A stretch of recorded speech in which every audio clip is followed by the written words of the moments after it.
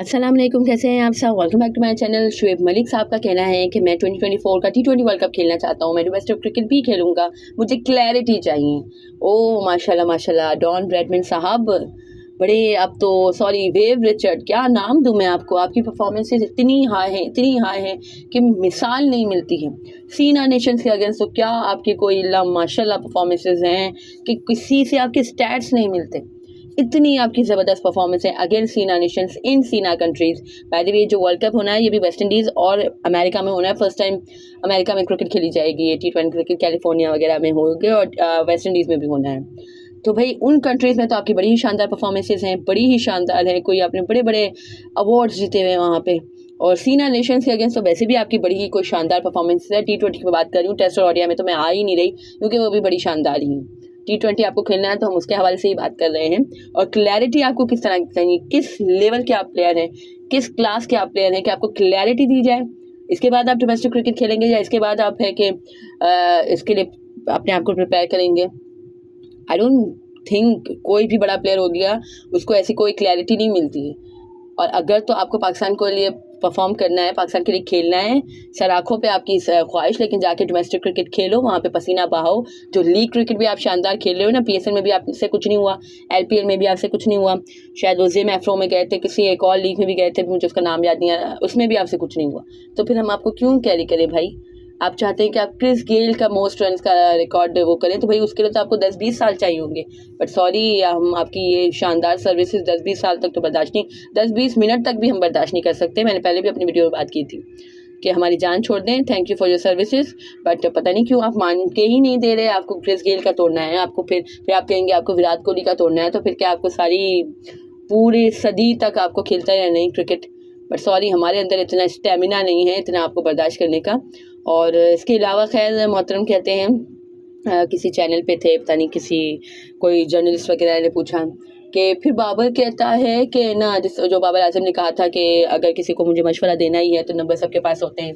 तो उस पर खैर शाहिद खान आफरीदी साहब को भी बड़ा गुस्सा आया, जबकि शाहिद खान आफरीदी कुछ इसी तरह की बातें, बल्कि इससे ज़्यादा है कि एग्रेसिव लहजे और एग्रेसिव लफ्ज़ों में उन्होंने बात की थी। आई थिंक 2011 का वर्ल्ड कप ही था या कोई दूसरा वर्ल्ड कप था जब मोहतरम कैप्टन थे।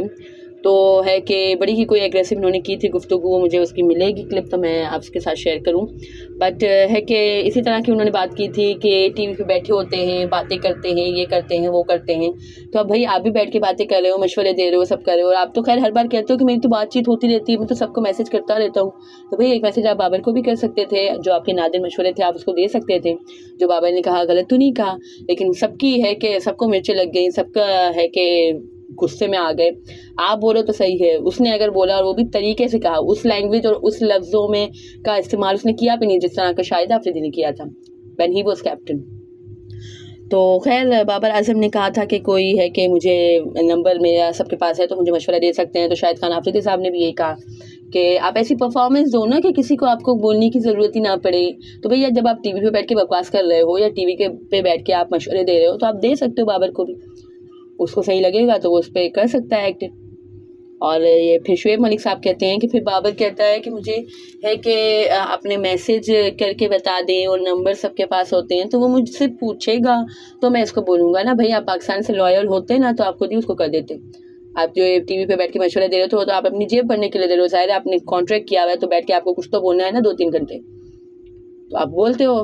लेकिन अगर आप पाकिस्तान से लॉयल हो तो आप बाबर को मैसेज कर सकते थे, वो आपका मैसेज कोई वो नहीं कर देता ना, आपका नंबर ब्लॉक कर देता, पढ़ लेता, अगर उसको सही लगता तो कर लेता। इस बात को मज़ीद तूल देने की तो कोई ज़रूरत नहीं है, जो उसने बोला बिल्कुल सही बोला। और फर्स्ट टाइम ऐसा नहीं है कि उसने ऐसा कुछ बोला हो। शायद आफरीदी, हर कोई खैर अपने वक्तों में फिर अपना वक्त हर कोई भूल जाता है, अपने वक्तों में सब ने ऐसा किया हुआ है।